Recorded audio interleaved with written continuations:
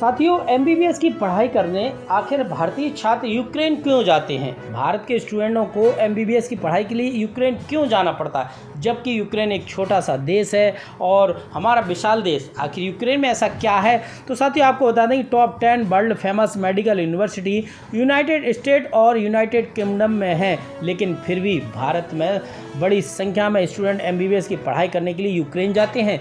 2 दिन पहले तक ये बात बहुत सारे लोग नहीं पता थी और आज ये सवाल एमबीबीएस की पढ़ाई करने यूक्रेन क्यों जाते हैं, भारत के स्टूडेंट बहुत सारे लोगों की जुबान पर ये सवाल गूंज रहा है।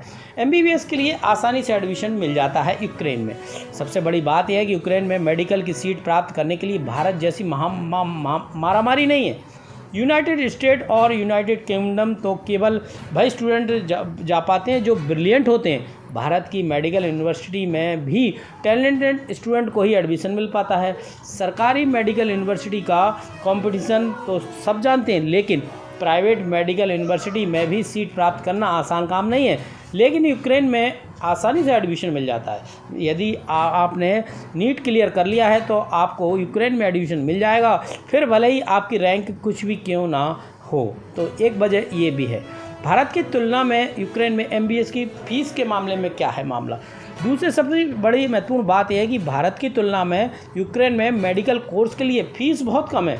भारत के प्राइवेट मेडिकल कॉलेजों में एमबीबीएस के लिए एक स्टूडेंट पर कम से कम 60 लाख रुपए का खर्च आता है, जबकि यूक्रेन में ये खर्च कम से कम 50% कम हो जाता है। भारत की घटिया यूनिवर्सिटी में 50 लाख रुपए लगते हैं और यूक्रेन की बड़ी यूनिवर्सिटी में 30 लाख रुपए से ज़्यादा खर्च नहीं आता।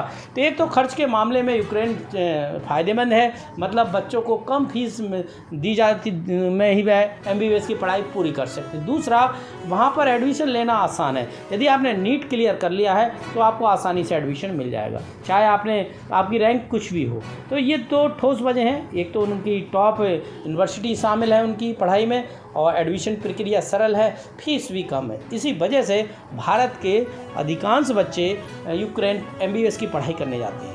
और एक भारत में एक वजह ये भी है कि जो एमबीबीएस या इनकी सीटें जो हैं वह बहुत कम हैं, जिसके कारण कई बच्चे एमबीबीएस की पढ़ाई नहीं कर पाते हैं।